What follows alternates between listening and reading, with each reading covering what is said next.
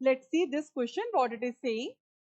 Match the list 1 and list 2 with their correct combinations. हमें क्या करना है, list 1 को list 2 से match करना है. तो हमें किस तरह से दे रखा है इसके अंदर, partial pressure of oxygen and partial pressure of carbon dioxide in oxygenated blood. तो अभी ये तो आपको बिल्कुल मालूम है कि partial pressure of oxygen और carbon dioxide oxygenated blood में कितना होता है. हमेशा याद रखिए ऑक्सीजनेटेड ब्लड में पार्शियल प्रेशर ऑफ ऑक्सीजन होता है 95 mmHg और कार्बन डाइऑक्साइड होता है 40 mmHg. I think it will be clear to you. इसको इस तरह से हम समझा सकते हैं. सपोज ये है एल्विलाई और यहां पर हम बना रहे हैं टिश्यू और ये मैं बना रही हूं ह्यूमन हार्ट इस तरह, और ये है बच्चों टिश्यू.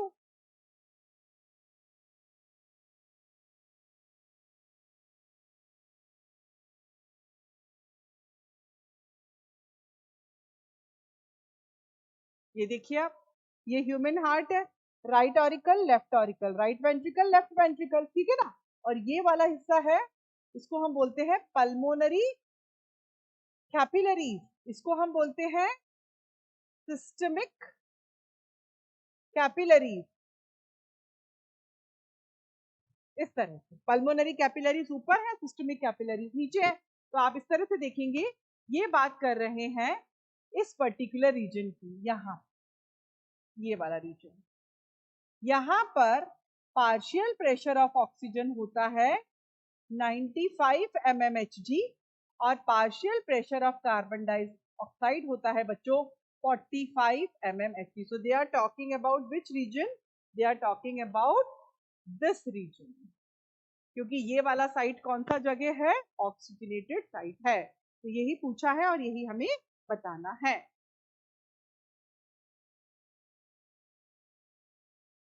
नेक्स्ट इसके अंदर लिखा हुआ है एक्सपिरेटरी रिजर्व वॉल्यूम क्या होता है, तो इसको भी हम समझ लेते हैं बच्चों. देखिए ये इस तरह है,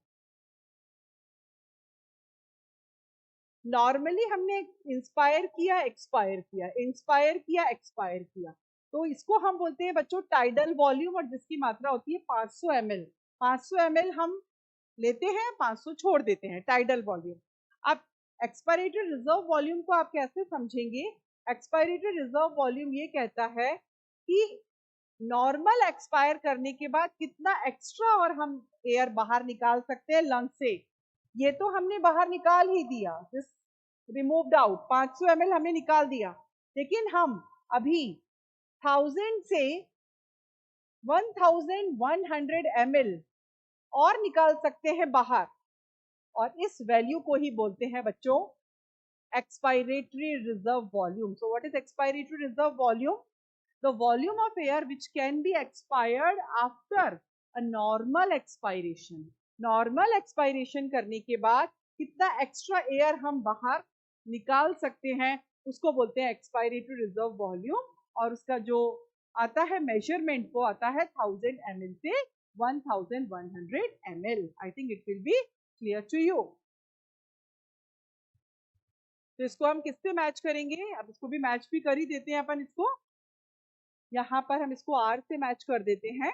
एक्सपायरेटरी रिजर्व वॉल्यूम जो मैंने आपको निकाल के दिखाया वो है 1000 ml to 1100 ml. Oxygen transported by RBCs in the blood. हमेशा याद रखिए ऑक्सीजन जो है वो ब्लड में दो तरह से मूव करती है. 3% वो डिजोल्व प्लाज्मा के अंदर मूव करती है और 97% ऑफ द हीमोग्लोबिन के फॉर्म में मूव करती है. तो हमें किससे जोड़ना है इसको, इधर इस तरह से हम इसको मैच कर देंगे. क्यों? क्योंकि ऑक्सीजन की प्लाज्मा में सॉल्युबिलिटी CO2 से कम है, तो ऑक्सीजन की हीमोग्लोबिन से एफिनिटी ज्यादा है, इसीलिए ऑक्सीजन हीमोग्लोबिन के साथ एल्विलॉय से टिश्यू में जाना पसंद करती है. CO2 कैरीड एज बाइकार्बोनेट, तो इसको हम मैच करेंगे किससे, 70% से. हमेशा याद रखिए जो कार्बन डाइऑक्साइड है वो तीन तरीके से पहुंचाया जाता है फ्रॉम टिश्यू टू एल्विलाई. किस तरह से, 7% प्लाज्मा के थ्रू डिसॉल्व फॉर्म में, 70% बाइकार्बोनेट के फॉर्म में, और उसके अलावा 20 to 25% वो पहुंचाया जाता है कार्बा अमीनो हीमोग्लोबिन के फॉर्म में। तो ये चीज मैं आप लोगों के लिए लिख देती हूँ, और बाकी मैचिंग हमने इसके अंदर क्या किया है बच्चों, कर दिया है। तो what will be the right answer, A का आर हो जाएगा, बी का हो जाएगा क्यू, सी का हो जाएगा पी, एंड डी का हो जाएगा बच्चों एस। ठीक है ना, लेकिन इसको भी हम ऐसे समझ लेते हैं। ऑक्सीजन ट्रांसपोर्ट के लिए मैं लिख देती हूँ आपके लिए, एनसीईआरटी में भी ये चीज लिखी हुई है। ऑक्सीजन के ट्रांसपोर्ट के लिए 3% to plasma in the dissolved form and 97% as oxyhemoglobin. Got it or not? और उसके अलावा अगर हम बात करते हैं CO2 के ट्रांसपोर्ट की बच्चों, तो याद कर रखिएगा आप 7% प्लाज्मा डिसॉल्व फॉर्म में, देन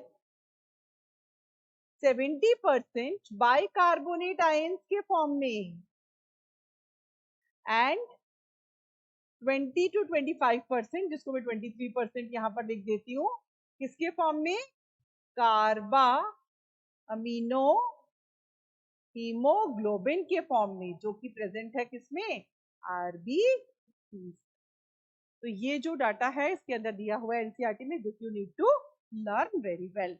तो हम इसको मार्क भी कर देते हैं आंसर को। What will be the right answer, A will be the right answer.